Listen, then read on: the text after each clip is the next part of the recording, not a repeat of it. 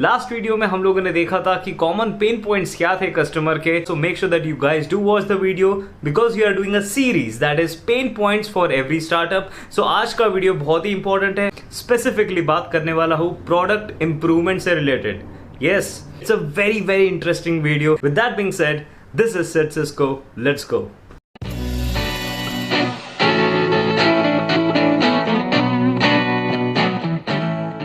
से दो major reason होते हैं। नंबर वन जो होता है इसे हम कहते हैं ग्रोथ गैप्स। दूसरा जो होता है value shortcoming. Growth gaps in the sense product की ग्रोथ नहीं हो पा रही है, प्रोडक्ट की ग्रोथ एक स्टेज पे आके रुक जाती है, वो इंट्रोडक्शन फेज में ही रहता है, वो ग्रोथ फेज में जाता ही नहीं, उसकी डिमांड में मैच्योरिटी आपको नहीं दिख रही है, सिर्फ एंड सिर्फ ग्रोथ फेज तक ही अटका पड़ा है। सो यहाँ पे as an entrepreneur you have to be aware कि कौन से ग्रोथ गैप्स हो रहे हैं, कहाँ पे we as a company we are failing and we are not able to do something about that. दूसरा होता है वैल्यू शॉर्टकमिंग्स, यानी कि जो प्रोडक्ट आपने क्रिएट किया है उसमें बहुत सारे शॉर्टकमिंग्स है एंड इसीलिए कॉम्पिटिटर्स के प्रोडक्ट्स ऑलरेडी बेटर है, एक मार्केट शेयर उनके पास है, प्लस आपके प्रोडक्ट्स में बहुत सारे शॉर्टकमिंग्स है, तो वैल्यू ठीक से डिलीवर नहीं कर पा रहे। सो इसी चीज को थोड़ा डिटेल में देखते हैं और इसमें क्या है। So you have to address it as soon as possible. So once you recognize the reason कि या तो ग्रोथ गैप है या फिर वैल्यू शॉर्टकमिंग्स है, फिर उसके हिसाब से you have to start addressing the issue. अब मैं यहाँ पे आपको दोनों का एग्जांपल दे रहा हूँ। Number one, growth gaps. अगर हम ग्रोथ गैप्स की यहाँ पे बात करते हैं, सो यहाँ पे you have to take into consideration कि नंबर वन रीजन कि लोग ज्यादा नहीं खरीदेंगे वो होता है they have not connected well with the product. Connection नहीं बन पाई प्रोडक्ट के साथ, पहले ही आपने बहुत घाई में उस प्रोडक्ट को रिलीज कर दिया, आपने कुछ हाइप नहीं क्रिएट की उस प्रोडक्ट से रिलेटेड, इसीलिए मार्केट एंट्री में आपको बहुत सारे इश्यूज आ रहे हैं। अब कोई भी मूवी अगर आप देखते हो तो सबसे पहले आती है उसकी टीजर, फिर आते हैं उसके मूवी ट्रेलर, फिर उसके बाद आते हैं सॉन्ग्स, यानी कि उसके जितने भी एल्बम्स होते हैं वो आते हैं। ये सीक्वेंस हर एक फिल्म क्यों फॉलो करती है? बिकॉज टीजर से एक क्यूरियोसिटी क्रिएट होती है, फिर ट्रेलर से उसी क्यूरियोसिटी को और ज्यादा आग मिल जाती है, फिर जब हम किसी भी मूवी का सॉन्ग सुनते हैं सो बहुत बार ऐसा होता है कि हम वो मूवी सिर्फ वो सॉन्ग को देखने के लिए जाते हैं कि वो पर्टिकुलर सॉन्ग किस तरीके से उसमें दिखाया गया है। We want to see the whole part of that song, right? So ये क्यूरियोसिटी क्रिएशन का एक बहुत बड़ा हिस्सा होता है। मतलब प्रोडक्ट लॉन्च भी नहीं हुआ, उसके पहले आपने बहुत सारी हाइप क्रिएट कर दी। Once the hype is created तो डिमांड ऑटोमेटिकली क्रिएट हो जाता है, लोग डिस्कस करने लग जाते हैं कि ये नई चीज आ रही है, नई चीज आ रही है, देखा नहीं देखा, देखा नहीं देखा।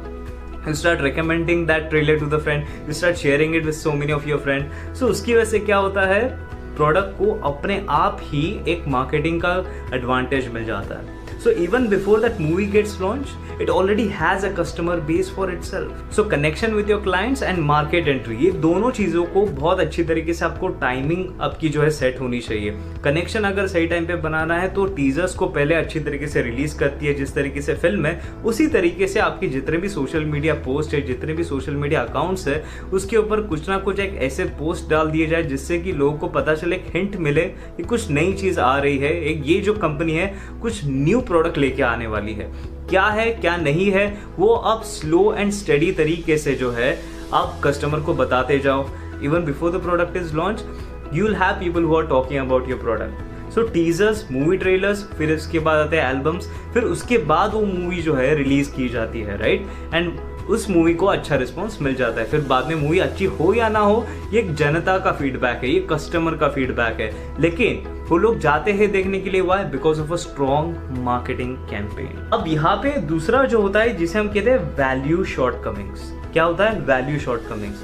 अब वैल्यू शॉर्टकमिंग्स बेसिकली अगर आपने कोई फोन खरीदा है तो फोन आपने इसलिए खरीदा बिकॉज की मार्केटिंग स्ट्रॉन्ग थी, आप अच्छी तरीके से कनेक्ट कर पाए, हो सकता है कोई सेलिब्रिटी उसको एंडोर्स कर रहा हो।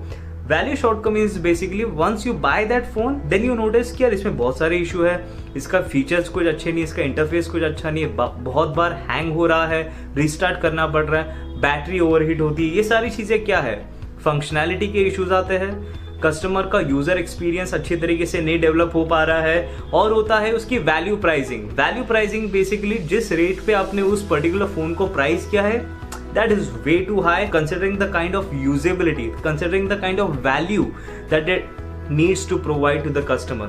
So value and price ज्यादा है, वैल्यू कम दे रहे हो, so यहाँ पे शॉर्टकमिंग्स आपको दिखाई देते हैं। सो ये चीज जनता ठीक से पकड़ लेती है, पब्लिक ठीक से पकड़ लेती है, कस्टमर को ठीक से पता चल जाता है quality it's not up to the mark. हमेशा हाई प्राइस रखते हो तो उससे रिलेटेड आपको प्रोडक्ट भी वैसा ही बनाना है जो उस लेवल का हो।